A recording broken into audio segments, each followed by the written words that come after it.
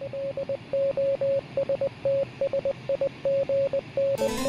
evening and welcome to MOTS presents MOTS Ado About Nothing. MOTS Ado About Nothing. MOTS Ado About Nothing. Where we apply the revolutionary MOTS scale to classic and contemporary literature. MOTS Ado About Nothing. MOTS Ado About Nothing. This podcast contains mature content, spoilers, language. You have been warned.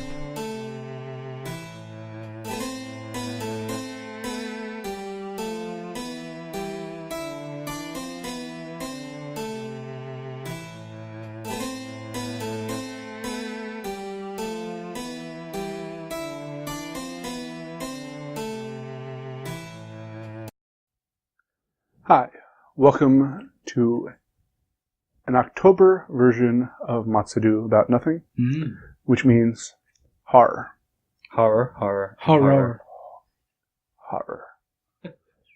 So, in keeping with our tradition of dealing with kind of the Halloween spirit, tonight we are looking at a very influential work in the literature of horror called The White People. Steve-O, I don't have the actual name of who wrote it, so could you tell me who it is? Yeah, it's Arthur Machen, I want to say. Okay. And Sure. also, this isn't what you think it's going to be. Yeah, it's not about white people in the sense of our current... yes. Us. So, Scott, all right, well, I'm Jonathan E. Manzer, here with Scott Thurlow. And I'm Scott Thurlow, and I am a white person. That is true. And Stephen Ramosi. Yeah, I'm going to just refrain from making that joke. And here I am. Should. Well, you're a white person in the context of this story. Oh, yeah, I am a horror to behold. Indeed. So, To be beheld. Scott, would you like to give us our funny lock line? Yeah, so given that, it won't be as impactful, but I came up with white people calling the true Lovecraftian horrors.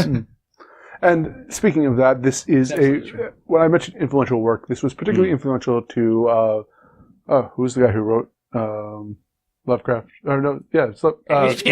Lovecraft. Wrote Lovecraft. a little too much wine tonight.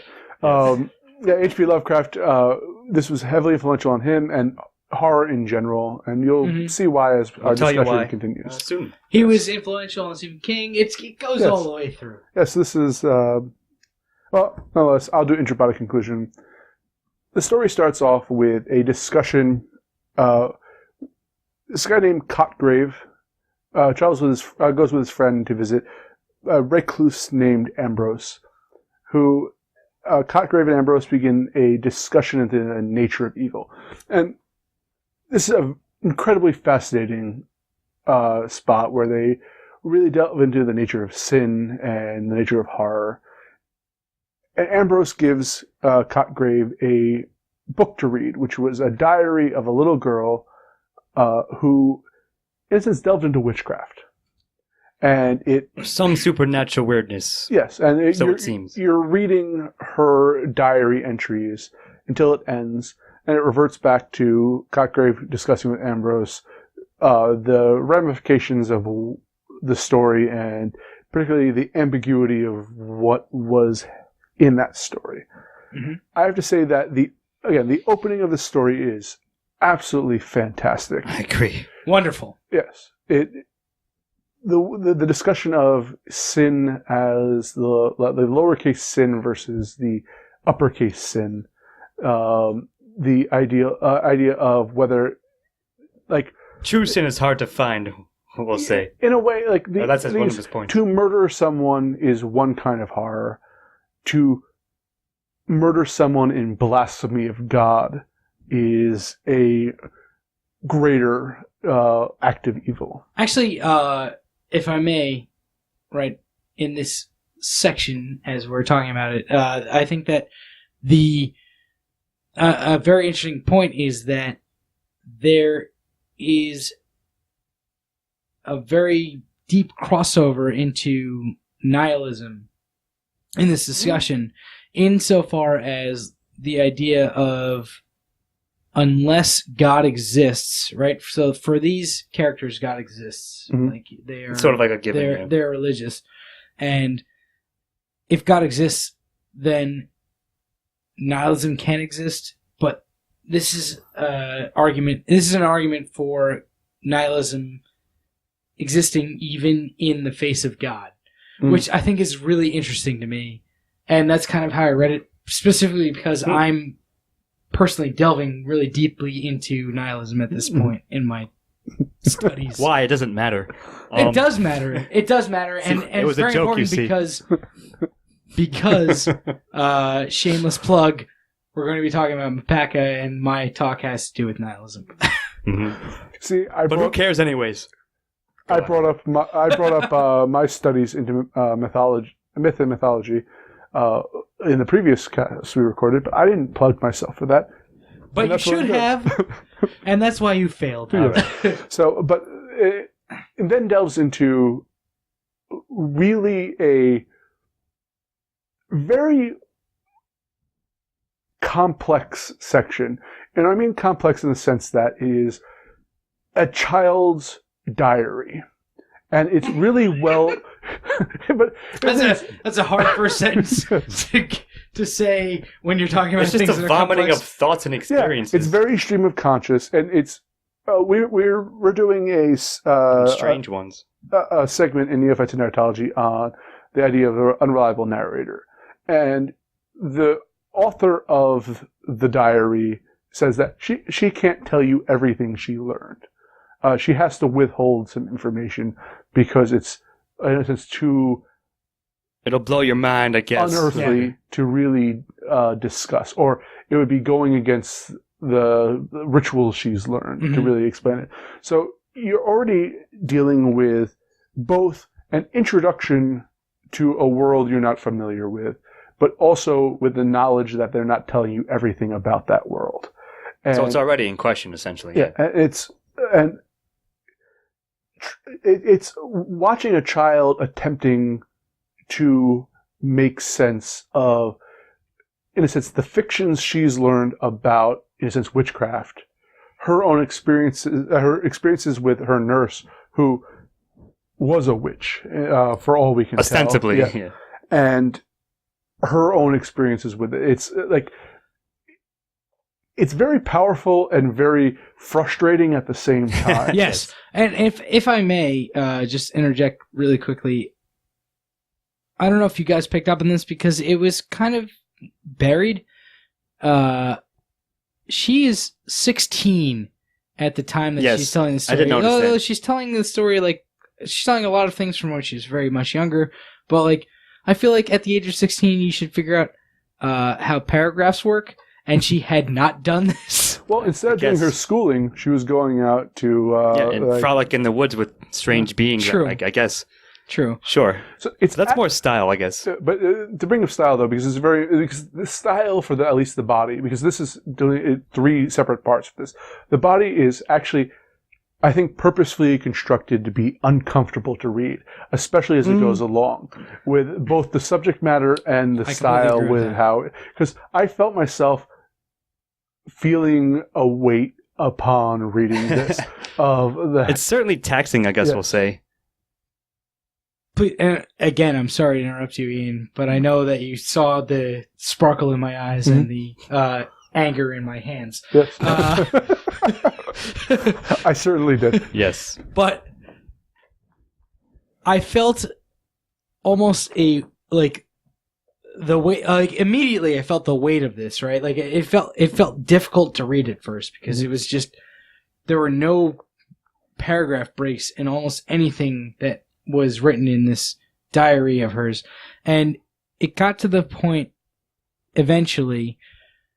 So at first it was kind of difficult and but it had this strange, momentum that towards the end, I found myself right at the beginning of her diary, stopping for a moment and looking at other things or doing whatever else. But towards the end, it was all right, I got caught up in my normal reading style of I have to finish this paragraph, except for it never fucking ended. So it was 20 pages of I have to finish this paragraph. You got it. And then I can get to the end of it. But so that kind of carried me through. Like it had this strange weight to it after I had gotten used to the way that it was written.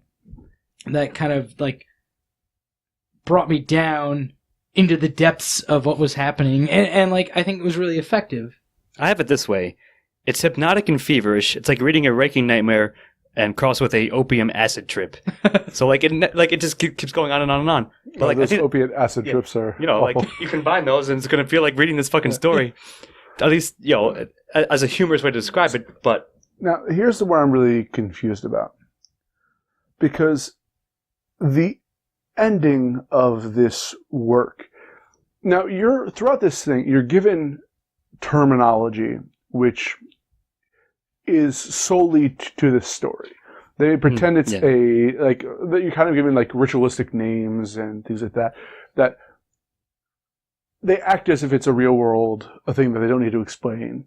And thus... And events happen. It starts to get to the point where I'm not sure what is real and what is solely in the mind of the author of this diary in this fictional world. sure, and maybe that's kind of the point, which I was going to bring up. And so she basically gets introduced to this race of beings, the nymphs. For lack of a better term, I guess. That's actually, that's The names came in late, though. Yeah, and I'm towards the latter part of the story. But the white people are implied to be these nymphs, which are magical beings that exist outside. And then towards the end, Ambrose suggests that it wasn't real creatures, but a statue to a forgotten god, or like a Babylonian god, if you will. I forget what Roman god, I think.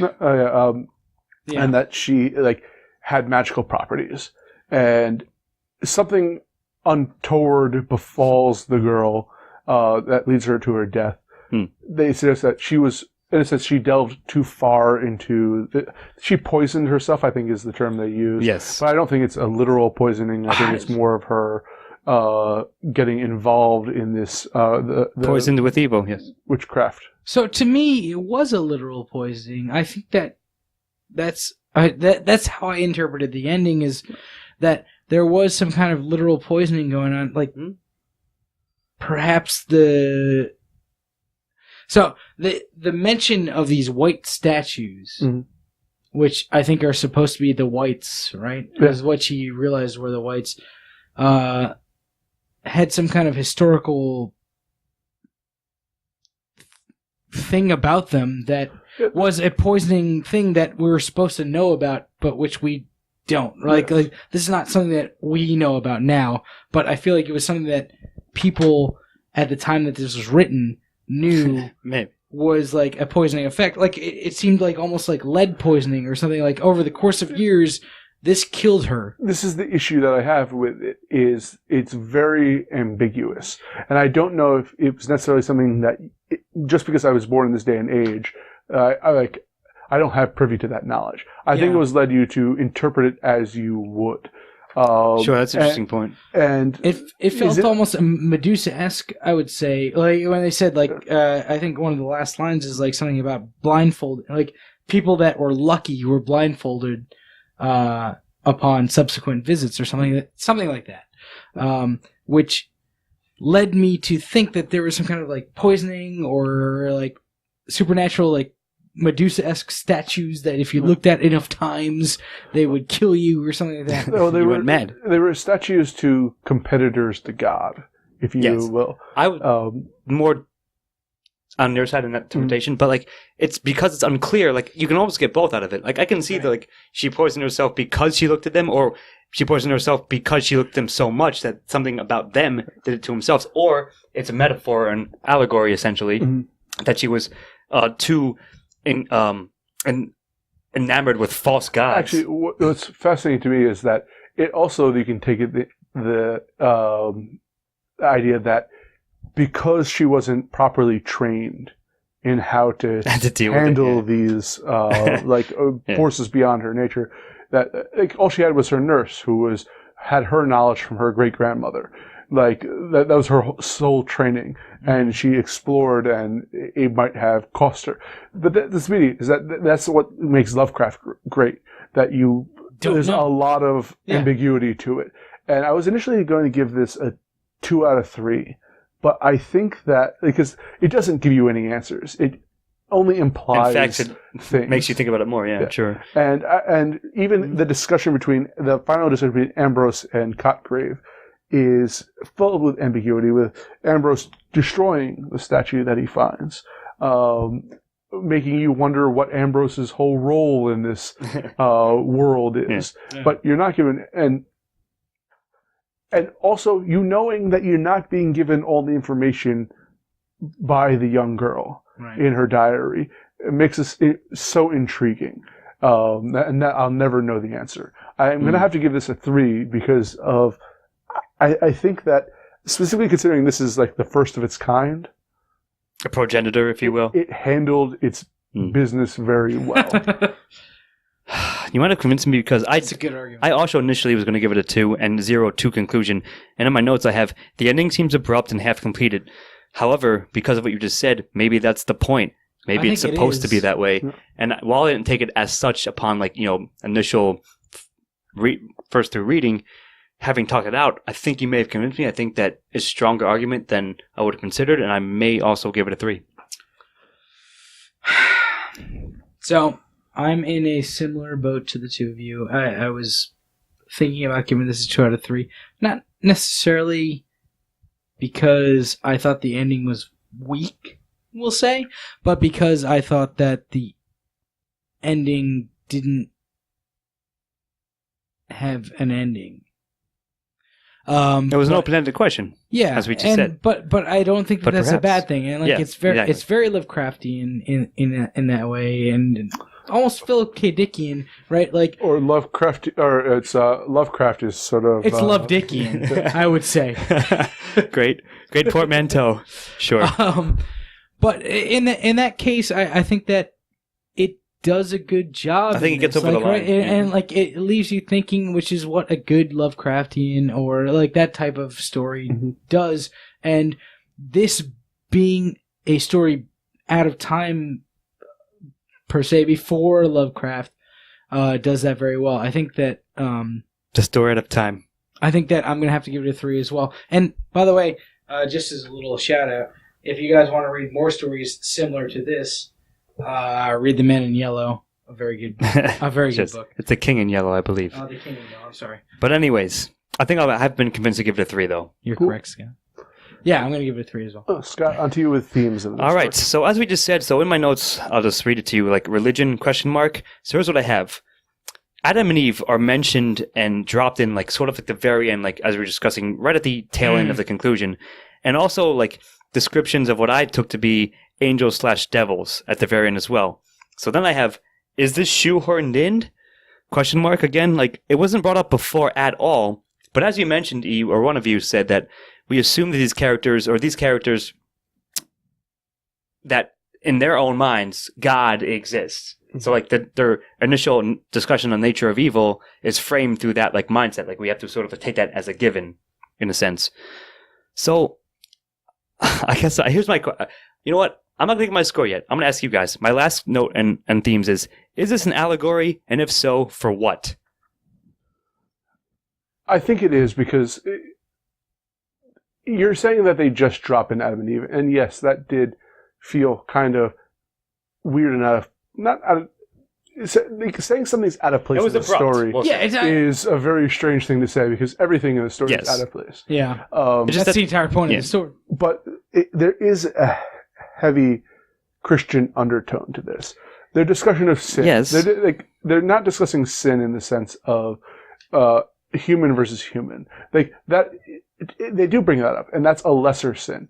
What is the greater sin is the sin against God, in a sense. But they never explicitly say... It's never spelled out, but yeah, I see what you're saying. It's there is a hefty, the gods that could produce witchcraft, could produce these rituals, were the ones, Baal, were the ones that were literally competitors to God back, Yahweh, back in the ancient Middle East. All right, so don't worship false. But it's not. It's What not do you even think, don't worship false idol. Like it's so much more muddy than that, Yes. and that's what I love about this story. It's kind of this. So like I think the bigger theme is like this idea of the mixing of these stories that have come through like all of time and like The folktales and so forth. the folktales like bring themselves into Christianity, or like Christianity mixing in with those. Like I'm not sure how much of a devout Christian the guy who wrote this was, and I think that he's trying to call into question all of these ideas that Christianity has, but at the same time, looking at all these old folktales and like all these old stories and saying, what is right about these, or like what do these get right as opposed to, or not even as opposed to, but like what does get right, and what does Christianity take from them, and kind of how do these mix? So to go on to your point with that, like if you take a look at Christmas, the reason we have a Christmas tree in the house in like Christian culture is from an ancient Roman tradition or a Germanic tradition of bringing a living sapling into your house in order to preserve it for the spring. Right. Like a lot of the gift giving is one of the ancient Dionysus Janus, one of those kind of gods, ancient Roman gods. Like Christianity has Co-opted all that co-opted shit. a ton of things Sure. throughout its religion. The Egyptian thing with the idea of the virgin birth and the death and rebirth. So this is, in a sense, the idea of because why I'm saying this is not pro-Christian in a way is that the different stories they tell throughout this in the diary aren't always negative. They have the town that worships the white people or whatever these figures, and there's no negatives to it. It's a guy stumbles upon it and is then directed out because he's not part of that group. Then you have the princess who uses the pagan powers to kill her suitors. Would-be suitors, Right. yeah, sure. And is killed for it. Yeah. For doing that. And so it seems to be a nice mixture of the idea of like these powers can be used for good, these powers can be used for evil, and ultimately I believe that the author does die because she isn't trained in how to handle the powers. Let me ask you this. There's a long conversation in the beginning, somewhat long conversation in the beginning about true sin, true evil, right? Yep. What is the bearing that has on this story? Is the girl that is in the story supposed to be viewed as true evil? Here's the thing: is more important than that is the discussion on saints and sinners, and how saints and true sinners are one and the same. That they're both attempting to capture the idea of heaven or some the ethereal ascendance. I think is the before biggest. the fall. The attempt to ascend to another plane, I think, is the biggest argument that is made in the beginning of the story, which is really interesting because the girl in this story, and I think what fascinates Ambrose, who has kept the book, right, is that she is trying to ascend. Does he view her as a true sinner? Does he view her as true evil? Or is she a saint? Or does, I mean, why would she be a saint? Like, I think, see, he doesn't spend much time talking about what makes people saints, right? He spends a lot of time talking about what makes people evil or sinners. With a capital. Because saints are those who practice denial in a way in order to achieve that same state. The transcendence. The sinner attempts to harness, in a sense, the power of Lucifer as he fell, like that idea of... Not even Lucifer, but just like trying to ascend to another state when you don't belong there, right? does she belong in this place that she tries to go to? I have no idea. That's what I asked you guys. The nurse might. And like it's a fact. The nurse comes from there, right? I think you can really debate the like what level of, in a sense, morality and like I don't even know how to describe what like powers. Like, I see what you're saying. Here's what I love about That's why I asked you guys this question. In the what is it called? The Green Book. Yes. In the Green Book, the diary of the girl, she's the protagonist of this story, right? It's from her perspective. Sure. But based on the framing of this entire thing, I was led to think that perhaps Ambrose looks at her as an evil person, right? Of that, yeah. Like this idea that you can go through your entire life without knowing that you're evil, that comes up a bunch of times. This idea that you can be evil without understanding what evil is, that comes up a bunch of times. And the fact that and like it's so weird. Like I would never view this girl, this 16-year-old girl, as evil in this story in the way that she presents it. But she's defying. But the way, yeah, exactly. She's defying the natural order, right? She's ascending to a place that is above her station, I guess. Mm-hmm. And I think that is his point, right? Like that she is evil. She exemplifies it because of that. Is this a cautionary tale in a way to Cotgrave? And that's why she dies. I'm asking you that. Perhaps, but like, what is like? I feel like Cotgrave has the same sin as the little girl. He's interested in it. Right. He's given. But he's only interested because Ambrose is talking to him about it, right? Is that the genesis of evil? Like the Ouroboros of evil? You talking about what evil is interests people in being evil? I don't know. I think it's really fascinating. And what I love about this story is it doesn't give you any goddamn answers. It's very frustrating about this story. Yeah. But like what I love about it as well, the same coin. It doesn't give you any answers to that. Well, on that note, I am giving it a very strong Super strong one. I'll give it a 1 for sure because it fosters conversation. But like I said, on the surface, my closing thoughts are like I thought it was like a possible allegory for that, like a lame thing, if you will. Like, oh, it's because it's not Christianity, so therefore this is why. But I think that's the surface. Because it's more ambiguous and nuanced than that on the surface, for sure, I'm going to give it a 1. All right. Stephen, on to you with antagonist. Also tricky. Antagonist, white people? No. So Stephen, Roman statues. Dark, the dark in the middle of the woods. The dark white people, I guess.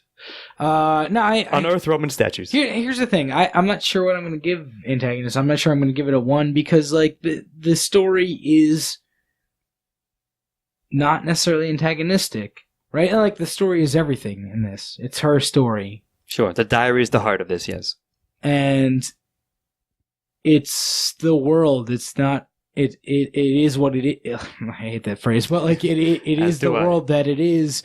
It's not an antagonistic thing towards her. It just exists in front of her and she keeps walking into it and like going further into it. I think that, and going into the next question, I guess, a little bit, but like I think that she is a strong protagonist for continuing to journey into it.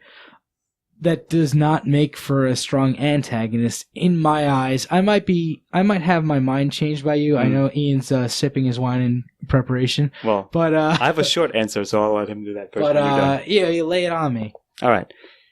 Maybe this is somewhat back to themes, but if you gaze into an abyss, the abyss gazes back at you. Sure. More or less. But like, but the thing is, you're going to say to me, how is that the description of antagonist in the story? It really isn't, like, in a sense.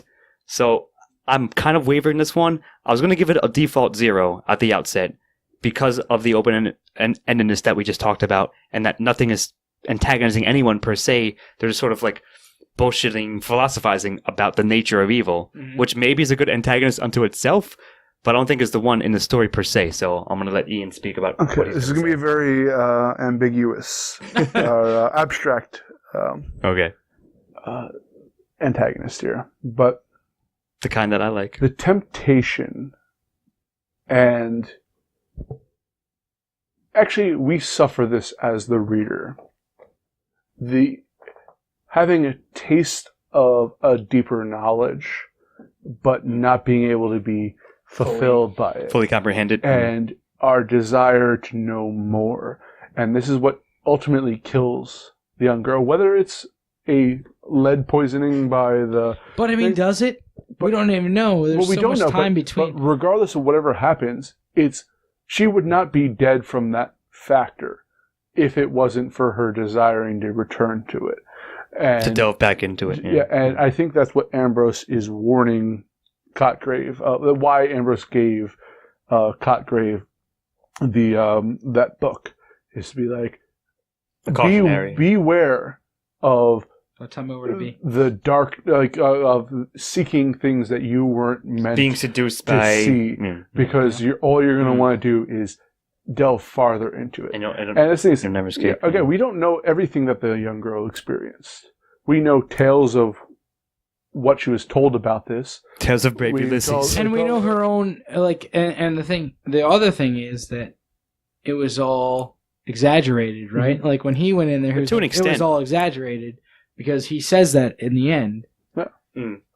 But something led her to die from her desire to control this, to make the little mud figures or clay figurines, and enact the rituals and so forth. To meet with the white people. Right. And yes, it's not like you don't necessarily feel her being antagonized by this, because she feels that she wants this. It's wondrous to her. Like, yes. It's awesome in like the most like classical sense of that And the nurse failed her in the sense by only giving her teaching her enough to damn herself, but not teaching her enough to save herself. To redeem herself. Yeah, that's a really fucking good point. Oh, man. I think you might have got to me with that, because like I was wavering, but like I said, we just talked out, and having made that point, I think there is enough there for me to give it a 1 because of that factor, that angle. I think I'm going to stick with a 0 on this one. It's close. It's much closer than it was. Mm-hmm. Sure. So good speech, Ian. But he's seducing you into the world of the white people. I think I'm going to stick with a 0 on it. It's just not enough there to convince me that it's something that really antagonizes. Like, I think that her biggest downfall was how optimistic her nurse was, right? Like, or how much how little her nurse taught her, right? Which isn't a proper antagonist to me, and so I'm going to give it a 0. It was close. Well, I'm going to give it a 1 because of my speech. I was going to give it a 0 to begin with, obviously, but I somehow talked myself into it. Good call. Good one. Protagonist with me. So there is arguably 2 protagonists in this, for parts A and C, and 1 for part B. Mm-hmm. Cotgrave is the person you're following through this. Technically, he's your sure, audience surrogate. Well, as a reader, but I would say in the middle, it's definitely not him. It's certainly girl. not. And the girl, and Cotgrave isn't deserving of a 1. Cotgrave is okay. He's a good device. He's not a character, though. He's a reader avatar there. Yeah.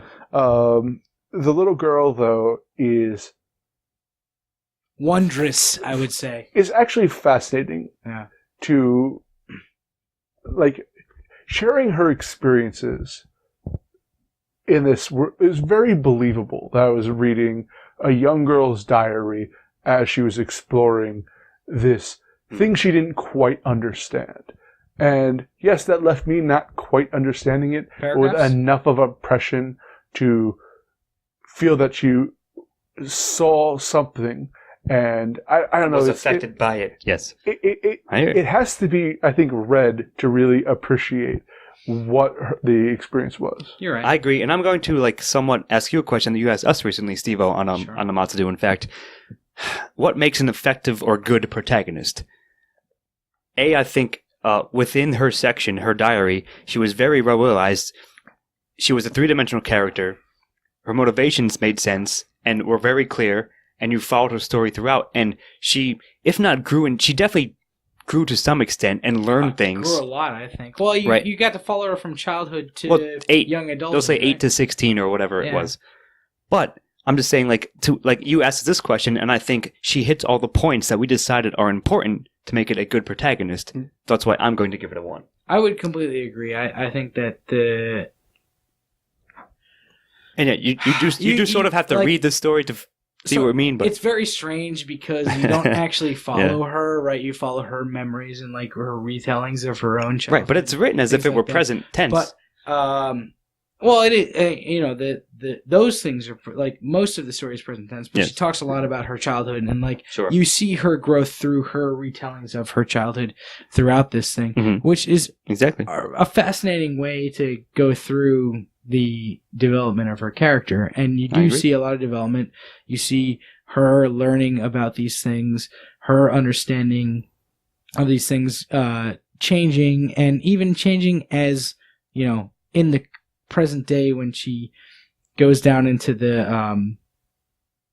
I forget what the hell it's called, the pit, the pit of white people, whatever it was. Yes. and like, you know, she comes back kind of changed, and like she doesn't exactly say that. She doesn't say, "Oh, I've changed now," but you know, you see the difference in the way that the story is told after that, and I think that it's really a really cool way to tell a story, and I'm gonna definitely give protagonist a 1 for that. I agree. All right, Scott, on to you supporting. All right, so I have here in my notes Ambrose 1 because of him, but the thing is, like, he's almost like more of a mouthpiece to framework the story. Sure. So yeah, while like maybe it's more dialogue. So like why I liked what he was saying to Cotgrave, he wasn't really like as fleshed out as a character because it's basically literally is the prologue. Like there's 2 characters like in the prologue. So like traditionally, I want to say I liked him. I have him. I was like, I want to hang out and drink and talk philosophy with this guy if he existed. But I don't know if it's strong enough to like say either way. And I think the most other like significant secondary character would be the nurse in the girl's diary in her tale, but I don't know if that's enough. Like, yes, she was sort of an influence on her, but I guess I'll maybe open up to you guys. I'm not sure. Maybe both of them, Ambrose and the nurse, together equal a 1 for me, maybe. But I want to see what you guys are going to say. I'm going to say that Ambrose is far more interesting than I even first gave him credit for. Okay. I liked him in the introduction. Yes, he was a mouthpiece to this world. Mm-hmm. However, by the conclusion, I had his actions in the conclusion were different than where I thought he was. And granted, there's a lot of ambiguity in this. I don't know what Ambrose's role in this whole world is, even if this world exists. I'm not sure. Like, I'm not sure if this is just the fancies of a young girl. But like Ambrose destroyed the white statue at the end. Why did he do that? What is his? Why does he keep these? Like, there's so much to his story that is not explored, sort of implied, but only intimated at. Yeah, that's a good point. And that like that made it much more. I have more questions about Ambrose than I do for any other characters in this story. And I would also say the nurse is also a fascinating character because, knowing what the repercussions of her lessons were, and from what I think I know about her intentions were, like, so yeah, they're not in a sense directly fleshed out, but their actions have the causal chain of their actions speak louder than any specific instance of their action. All right, you got me with that final sentence, I think. I completely agree with that, and I think that I would give it a 1 just for those characters, but I would be remiss not to mention the white people. The titular white people who are very important to this story, and like the 2 like aspects of them are fascinating and like just kind of lead you to think more about what is going on, even if it's kind of just a throwaway line, right? Like the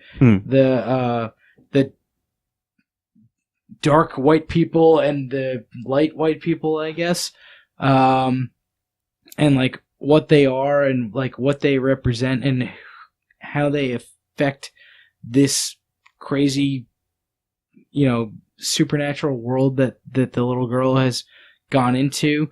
I think that the secondary characters are this story, really. Mm. And I have to give it a 1 for that. Like, I think that without I see what you mean, but without these other characters, it's a little strong phrasing for me. This story doesn't exist. Mm. I mean, I call it strong phrasing, call it what you will, but like, honestly, I'm not saying I disagree. If it's just the story of the little girl and she doesn't have these other characters, there's no story for her.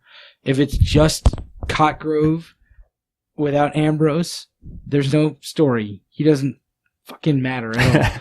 Sure. And like that's the thing for me. The secondary characters are what this story is. Mm. Alrighty.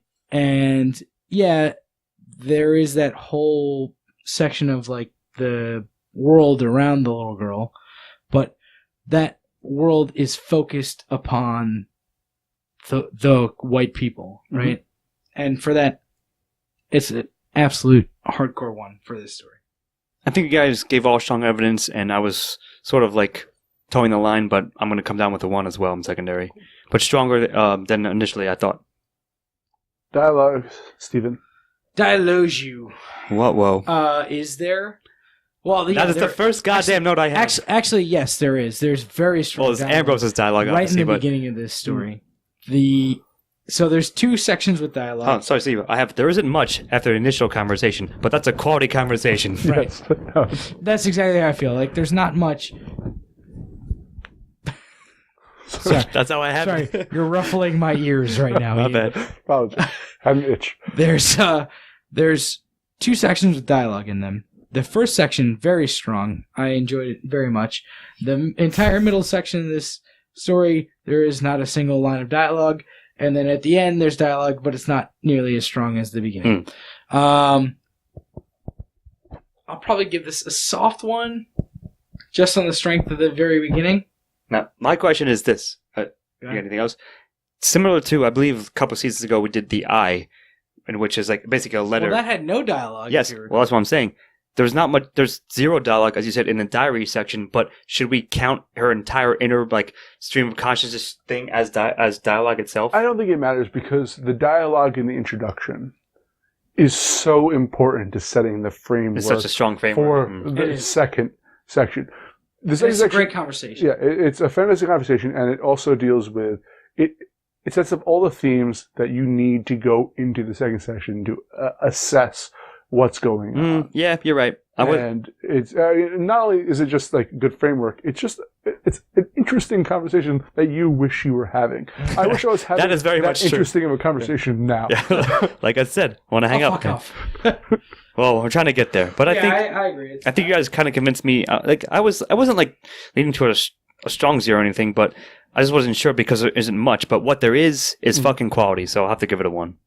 Okay. Yeah. And on to style with me. Now. Whoa. Okay. I love the book-ended framework, like Joseph Conrad with Marlowe on the Thames. I love that kind of style. This is written in the 1800s, that kind of era where this was the style of the book. Big fan of the Canterbury Tales, are you? Yeah, I love the Canterbury Tales. Me too. Yeah. This fantastic example that, granted, the end bookend is not as good as the beginning bookend, the initial part. Prologue, epilogue. It also had it handled the diary amazingly.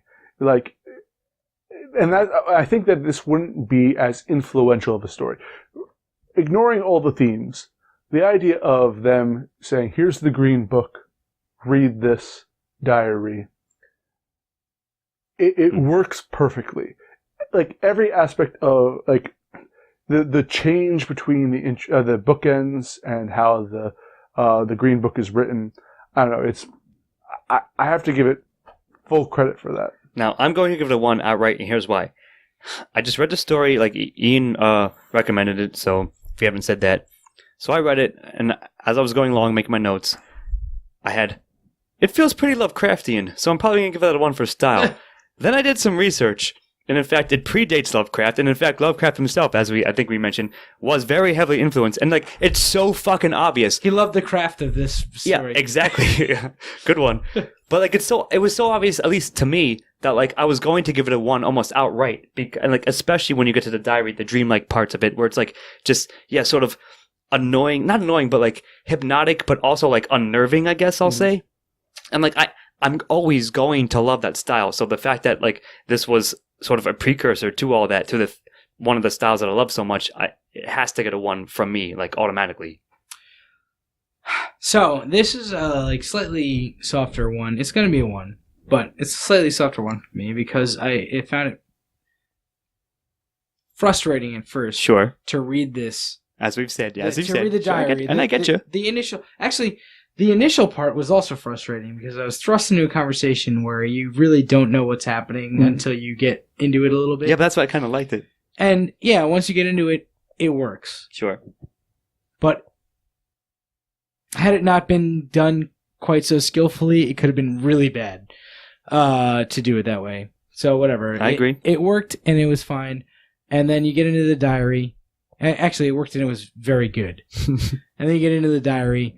And it is very frustrating to read at first because there are no paragraph breaks. Yeah, we heard. For about 20 pages. And it's just like reading blocks of text. Blocks and blocks and blocks of text. Which, at first, as I said, was annoying to me, but becomes this, builds this momentum. Into the point where it's like, all right, I'll stop at the next break, but there is no break. And it kind of just like makes you read and read and read and read and read and read and read. You kind of get into the story and it's like going on and on and on. You read one story and then you read another story and you read another story and it's like there's no cut in between them. And eventually you kind of realize how, at some point, you kind of realize how long you've been like doing this for, and like how long, how well, maybe you don't. You look up the how clock, much like, you've Jesus. been reading, and it occurs to you that holy shit, this guy has managed to not put any breaks in this and still capture my attention, which is pretty damn impressive. So I'll agree with that. Despite my initial like annoyance at it, it becomes this like really impressive. It draws you in, right? That, just draws you in and you kind of lose track of time and like the amount of paragraphs you should have gone through at this point. So I have to agree. It's a 1 for me, just in terms of that. One final thing, on top of that, because of the framework, and it feels like reading a 16-year-old's diary because it just rambles on and on and on, blah, blah, blah. The 16-year-old girl, like, and then this happened, and then the white people were doing this, and then I went to the secret hill, blah, blah, blah, blah. Yeah, exactly. Yeah, I read a review that was like, it's like the best kind of childish prattle. Yes, exactly. Which is perfect. So I'm giving it a 1 based on all of that. Scott, recommendations? Yeah, check it out. This is a thing... I've never heard of it until now. Ian recommended it, like I said. I don't know where you found this, but I'm glad you did. Because of the, like I said, the fact of that a precursor to the Lovecraftian style that I love so much. And yeah, I think it's, as we said in our entire discussion, it brings up a lot of interesting points to discuss, in fact, to talk about, and answering nothing, but in fact making you think more and more as you think more about the various facets to it. So I have to highly recommend it. Yeah, check it out. Give it a read. Yeah, it's I agree. It's very Lovecraft-esque. If you like Lovecraft and have never heard of this, as I like us, like me, I think that it is a good place to go to see where that type of Lovecraftian horror came from, and I think that you'll like it if you're into a type of romantic horror, if you will, that old school type of horror. You'll like this book, or you'll like this short story. When it became my turn to pick the short story, I didn't have an idea of what to pick for a horror story.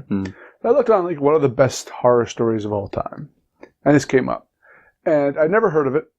I recommended it without ever reading it. Sight unseen. And Nice. I am very happy I did. Yeah, good pick. You know what? It's weird. I'll give the score soon, but we gave it a pretty I damn think good I know what it is. Yeah. score. And I don't. And initially, I wasn't going to give this as high, or wanted to give this as high of a score as I did. But having conversations about this really is what sold it. And I understand why it's one of the best. Not only because it's so influential, but it only asks questions. It never answers questions, any of them. But It I does recommend that so this, well. but not only for you to read, viewer, I also recommend you read this with people that you like having intellectual conversations with, so that you can all get together and be like, what do you think of this? And this is a really intellectual work about the nature of evil, both on what counts as like greater acts of sin, but you like a character that is perhaps committing the greatest amount of sin.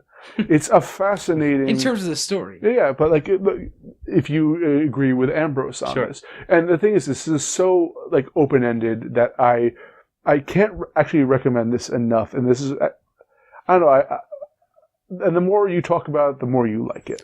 I think you're right. And I think, Yeah. that's, I think, one of the best evidence. Like, as we talked it out, it became more interesting. We saw more and more things in it that we could, like, pick apart and discuss the nuances of. So I think, yeah, it lends itself, and it's, again, as you said, maybe not as well known, but apparently is well known in certain circles. It's a damn shame. But yeah, so take it from us. If you trust our opinion at all, it's damn worth it. And it does foster, in fact, as we have seen, very intelligent and interesting conversation. We'll put up a link towards Yep. this. I'll give the scores. Scott and myself gave it a 10. Steve-O, who is the greatest sinner amongst us, gave it a 9 for a 9.666. I think that's pretty damn accurate. This. Yeah. I'm Jonathan Ian Manzer, here with Scott Lolo Still a white person. See you next time. and Stephen Ramosi. Goodbye.